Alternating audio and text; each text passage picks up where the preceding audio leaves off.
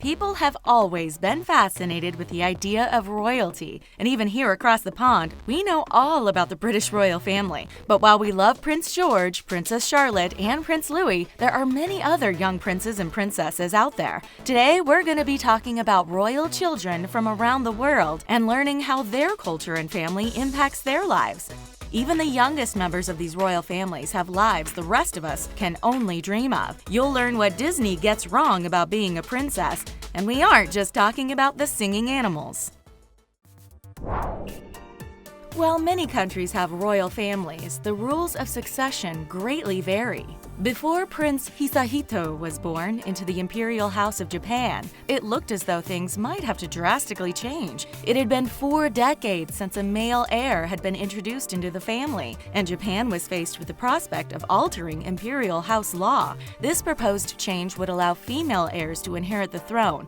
In this case, it looked as though Princess Aiko, the only child of Crown Prince Naruhito, might actually end up inheriting the throne due to a lack of a male heir. But then, Prince Hisahito was born in September 2006 as the youngest and only son of Prince and Princess Akishino. Upon his birth, Prince Hisahito was third in line for the throne. Needless to say, right from the get-go, there has been a ton of pressure placed on this prince. Although his arrival meant that tradition will most likely still dictate royal succession, his upbringing has been somewhat unusual compared to other members of Japan's royal family. As you can probably imagine, Prince Hisahito has a ton of pressure placed on him, and the people of Japan are very interested in what he's doing. For generations, members of his family have been educated at the prestigious Gakushuin Primary School in Tokyo. But this little prince didn't want to go. Instead, his parents agreed to send him to Ochanomizu University Elementary School so that he could enjoy learning alongside the friends he had made during his time at kindergarten. Although he broke tradition in a significant way, his family reports that Hisahito is just like any other child his age. He loves to play with his friends, often takes on a leadership position with other kids, and has a penchant for gardening. But his life isn't all fun and games. Far from it. Not only is Hisahito a prince, he's the only one who's been born in over 4 decades in the world's oldest monarchy. There are many people who desperately want Prince Hisahito to maintain the family's genealogical rules favoring male heirs, while there are others who are in favor of allowing women to enter the line of succession. So no pressure, kid. Members of the imperial family enjoy luxurious amenities, but their lives are also shrouded in secrecy. They must adhere to strict rituals and entrust only a close circle of advisors. Each public appearance must be carefully choreographed, and only approved photographers are allowed to attend and document such outings. While it must be nice not to be hounded by the paparazzi, we can imagine these staged photo shoots must get tiresome. Only time will tell whether the imperial household law will change, and how large of a role Prince Hisahito will play in the process. Although the Grimaldi family has been in Monaco for over 700 years, all eyes were on them in 1956. Iconic American actress Grace Kelly married Prince Rainier III, making her a real-life princess. And for her, being a princess went far beyond the regal title. Princess Grace brought her love of the arts and music to the people of Monaco. And this is a legacy which has been passed down to her children and her grandchildren. With the passing of Grace and her husband, the throne was claimed by their son, Prince Albert II. The lives of royal families all over the world may differ from one another, but there is one thing they have in common. People desperately want to know everything about their lives. Prince Albert II seemed to be a perpetual bachelor prior to his marriage to Charlene Wittstock in 2011.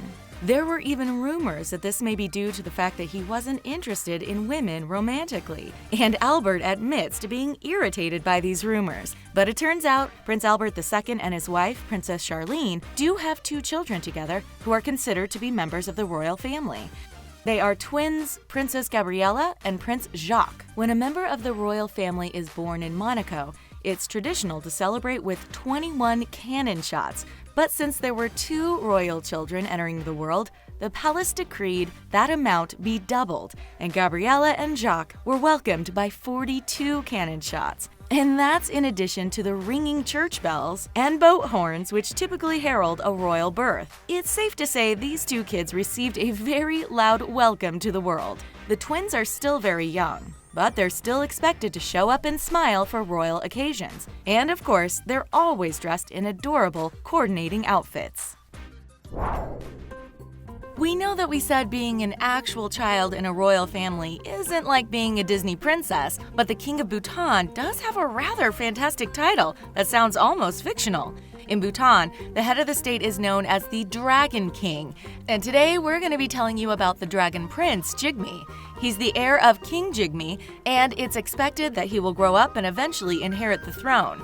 Ever since 2008, Bhutan has been a constitutional monarchy. So although the country is located in South Asia, its royal family is similar to the British royal family in many ways. The Dragon King serves as the head of state, but the government is under the jurisdiction of the Prime Minister. The role of the King of Bhutan is largely symbolic, and Prince Jigme will be expected to grow up and represent his country well, locally and abroad. Little Prince Jigme will have big shoes to fill, as his father, the current Dragon King, is beloved in Bhutan and helped usher in the country's current state of democracy. King Jigme takes his royal engagements seriously and is known to travel all over in an effort to encourage people to vote and to spread goodwill. And of course, he takes his absolutely adorable son with him. Despite being so young, Prince Jigme is expected to have impeccable manners and represent Bhutan well, especially when traveling abroad. Even before he was born, people couldn't wait to catch a glimpse of Prince Jigme. In anticipation of his arrival, thousands of people volunteered to plant trees in his honor.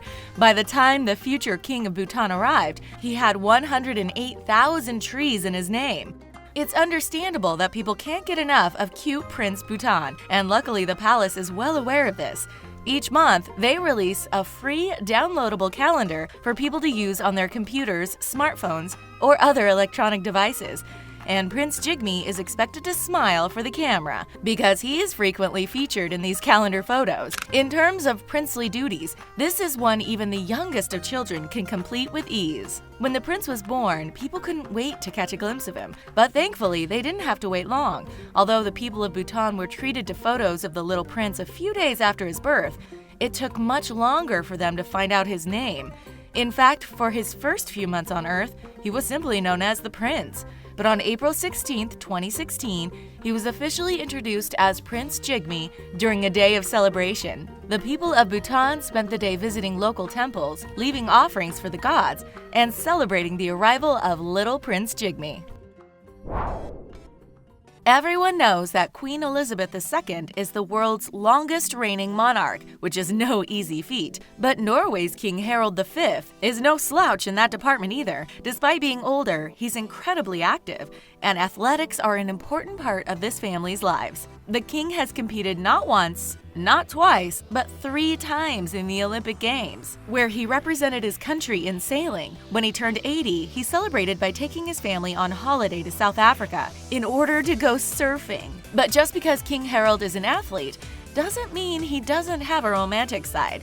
He fell in love with a commoner who he dated for over a decade. His father wanted them to split up, but Harald stood strong and said he would never marry if he wasn't allowed to marry Sonia. This was no idle threat and would have pretty much decimated Norway's royal line, since Harald was the sole heir. So then Prince Harald and then commoner Sonia were married and had 2 children of their own, Princess Martha Louise and Crown Prince Haakon. People love pointing out that Meghan Markle was a divorced actress before she met Prince Harry, but their story has nothing on the tale of Prince Haakon. He met the love of his life at a rock and roll festival, and she was a single mother who had dropped out of college and was making ends meet by waiting tables. You might think that the king would have frowned upon this, but he was thrilled to welcome Mette-Marit to the family. After they married, they had 2 children named Princess Ingrid Alexandra and Prince Sverre Magnus. Mette-Marit's first son, who she had before meeting Prince Haakon, is now an adult and is not technically a part of the royal family. Still, Marius has many fans who were disappointed when he decided to opt out of taking on royal duties. Instead, he moved to Los Angeles and his family asks people to respect his privacy as he lives his non-royal life to the fullest. This is a royal family who doesn't take themselves too seriously, and we love that about them. Prince Haakon loves to pull pranks on his parents, including a highly publicized one, which occurred on a joint 80th birthday celebration. Like many royal festivities, this one was formal and involved many prestigious people, but something odd happened halfway through the evening. Prince Haakon ducked out, shaved his beard, and went back to the party as if nothing had happened. Perhaps their father's playful spirit is why Ingrid and Sverre often appear less poised than other royal children from other countries. Since he's too young to grow a beard, Prince Sverre had to settle for dabbing during his grandparents' birthday celebration. Yes, apparently Norwegian children and even royalty can't get enough of dabbing. You might think this would be a major faux pas, but his family barely seemed to bat an eye. Apparently they know there's just no way to get kids to stop hopping on the latest dance trend. But while Prince Sverre might like showing off, Princess Ingrid is a bit more restrained. Not only is she the elder sibling, but she's also second in line of succession after her father, Prince Haakon. Should she end up succeeding her father, this would make her the second female monarch in Norway's history. The previous female monarch, Queen Margaret, reigned during the 15th century. The royal family of Norway has always been popular, and it's not hard to see why.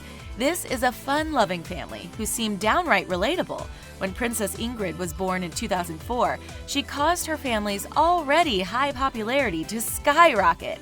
Unlike the British royal children who attend school with a massive security escort, Princess Ingrid was frequently seen walking to school with her older half-brother. It wasn't unusual for the average citizen of Norway to see Ingrid enjoying time with her classmates out in public. But that doesn't mean Princess Ingrid is free of royal expectations. She eventually transferred to a private school, which is taught in English. The members of the royal family are meant to represent their country, so it's important that the children learn to speak multiple languages. Japan's imperial family may not yet accept female heirs in positions of power, but many other countries have been updating their rules in this regard. In 1990, the Constitution of Norway was changed in order to allow the crown to pass to the eldest child, regardless of gender. This rule is what put Princess Alexandra in line for the throne ahead of her younger brother. A similar change occurred in Britain, which allowed Princess Charlotte to retain her place in the line of succession, despite the birth of Prince Louis.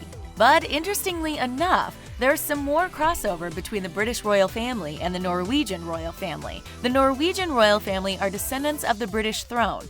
King Edward VII had a daughter named Maud, who married King Haakon VII of Norway. Because of this, members of the Norwegian royal family are technically in line for the British throne as well. But they're so far down the list that the odds of them ever becoming king or queen is minuscule. In Norway, Princess Ingrid is in line for the throne before her brother Prince Sverre.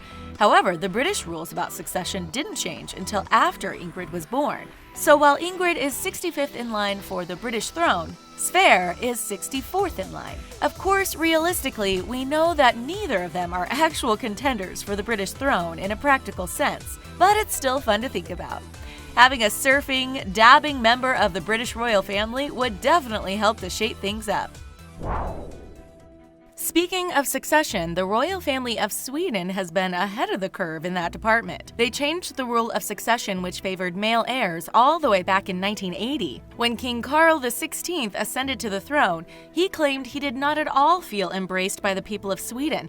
He was known for making bold and brash statements to the public and wasn't shy about flaunting his considerable wealth. It seemed like he was always dating someone new and zooming around in expensive vehicles. However, things changed when he met his wife, who was a former flight attendant and an interpreter. King Carl claims the two of them just clicked, and his relationship with Queen Silvia helped endear him to the people of Sweden.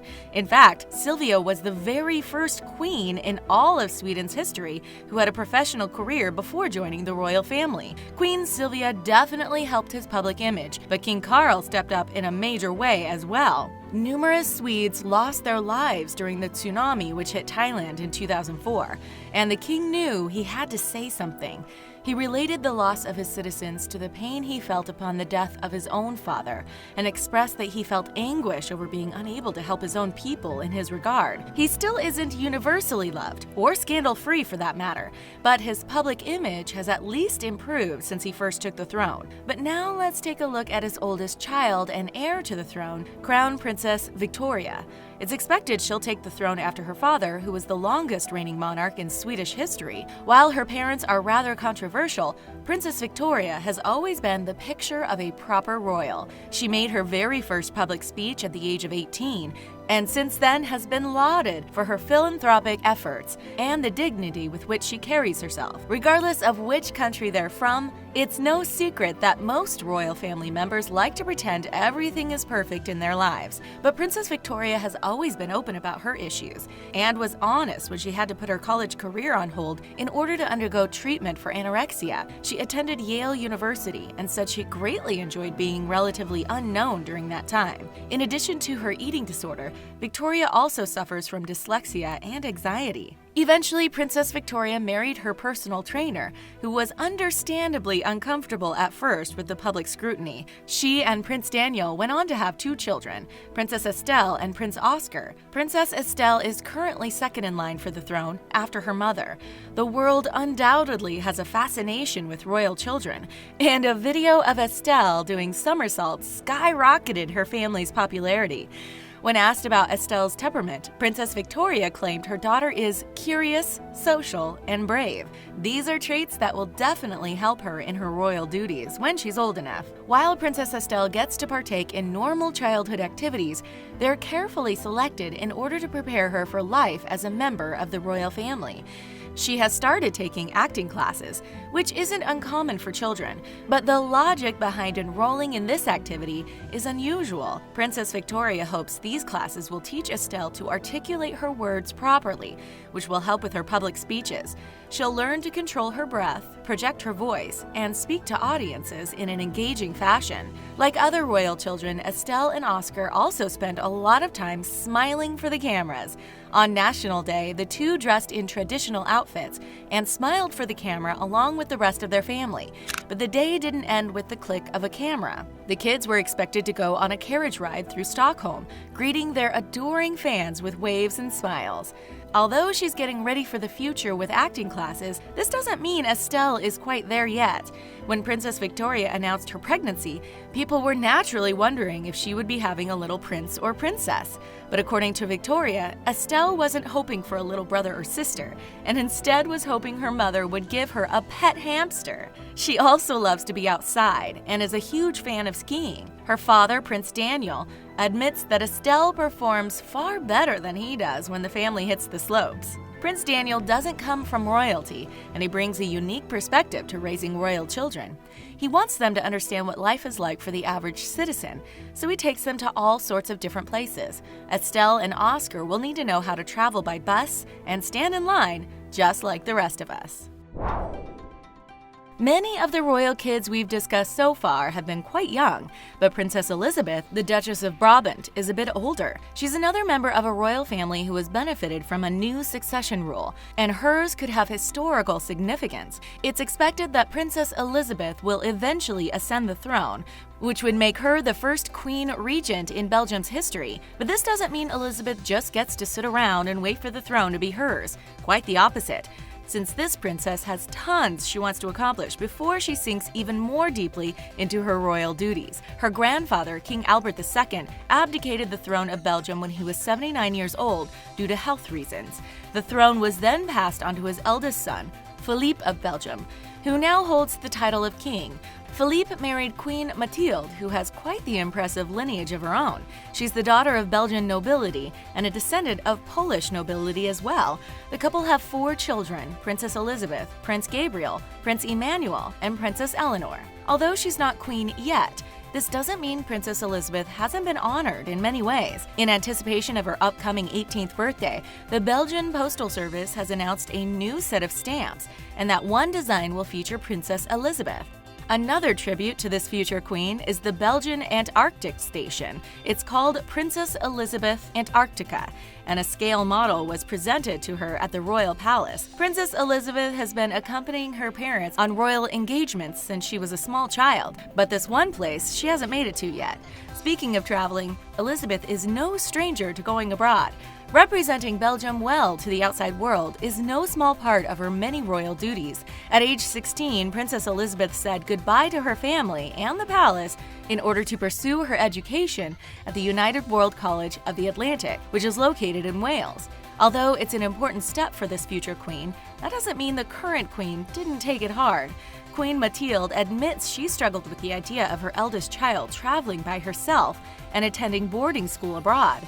According to the Queen, Elizabeth is adapting very well and enjoying her schooling, but it's been considerably harder on her parents, who've been left behind.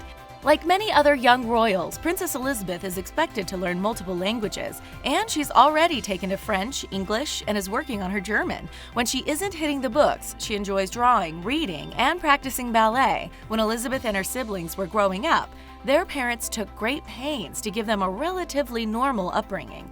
While other wealthy parents may have a veritable army of nannies, King Philippe and Queen Mathilde decided against it. They chose not to employ a full-time nanny and only hired someone to care for their children when they wouldn't be home. King Philippe dropped his children off for school in the morning before heading to work at the royal palace. The king and queen also took delight in taking their children to the local Samson and Gert Christmas show, but wanted to avoid bringing along a ton of security. Instead, the family arrived as inconspicuous as possible and were attended by one plainclothes security officer. This way, the children were able to enjoy the show and interacting with others just like any other child. Right now, Princess Leonor is next in line for the throne of Spain, but that could all change. The Spanish monarchy gives preference to male heirs. Leonor is the eldest child of King Felipe VI and his wife, Queen Letizia, who have another daughter named Princess Sofia. If King Felipe has a legitimate son during his reign as king, that child would take precedence over Princess Leonor's claim to the throne. Because of this situation, there have been talks of doing away with the preference for male heirs and merely selecting the heir in order of birth, regardless of gender. Should Princess Leonor make it to the throne, she will be the first queen regent in Spain since Isabella II took the throne in 1833. If you're a fan of the Duchess of Cambridge, you'll love Queen Letizia, who is known as the Kate Middleton of Spain. She's a glamorous woman who has become a style icon and has amassed many fans. The Queen also doesn't come from royalty, and in fact, she started out as a serious career woman. She studied journalism at the Complutense University of Madrid and achieved a master's in journalism at the Institute for Studies in Audiovisual Journalism. Letizia was a hard-hitting journalist who covered big stories like the 9/11 terrorist attacks and the situation in Iraq in 2003. She met her now husband at a dinner party, and for the most part, the two kept their relationship a secret. When they announced their engagement, the people of Spain were shocked because they hadn't realized Felipe was dating anyone. While Letizia doesn't come from nobility, she was accepted by Felipe's family right away, particularly his mother, Sofia. While she acknowledges that her time as queen was important, she doesn't think anything is more important than being a mother or a grandmother. She's admitted that she has a particularly soft spot in her heart for her son, and that raising him has been one of her greatest joys in life. But not everyone was happy about the marriage. Letizia had been married briefly before, and the fact that she was divorced drew criticism from many citizens. But Letizia didn't let that get her down, and she became the first queen of Spain to be born as a commoner. She stepped up to her royal duties in a huge way and has since traveled all over the world. Traveling is a huge part of life in the Spanish royal family, and that includes Princess Leonor and Princess Sofia. The two princesses have even spent an entire month attending a summer camp located in the United States. Although they were missed, the king and queen were thrilled by the new knowledge and experiences their daughters gained while away from home. Lots of women say they're out looking for their Prince Charming, but Maxima did not recognize her prince, even when he was standing right in front of her. She was attending the Seville Spring Fair in Seville, Spain, when she met a man who introduced himself as Alexander. The two immediately hit it off, and Alexander later admitted that he was not only an actual prince, but heir to the Dutch throne. At first, Maxima thought he was playing a trick on her, but soon realized she had been flirting with Prince Willem-Alexander of the Netherlands. By now, a member of royalty falling in love with a commoner is barely notable. But this story is a little bit unique. Maxima was born in Argentina before taking a job at a bank in New York and traveling to Spain where she met Willem-Alexander. Long distance is hard for any couple, so Maxima took a job in Brussels and gradually learned to speak fluent Dutch. Many people were outraged when they learned about Maxima's father, who had been a minister during the Dirty War time period in Argentina. An inquest began, and it was determined that her father did not know anything about the Dirty War, and so Maxima's reputation in the public eye recovered. Still, her new royal family requested that her father not attend her wedding, and Maxima sadly agreed to this concession. But eventually, Willem-Alexander and Maxima became king and queen of the Netherlands, and the public fell in love with their new queen. The couple have 3 daughters, Princess Catharina-Amalia, Princess Alexia, and Princess Ariana. Of the 3 princesses, Catharina-Amalia is the eldest, and therefore the heir apparent. Despite being royalty, she will have as normal a life as possible until she comes of age and enters the state council.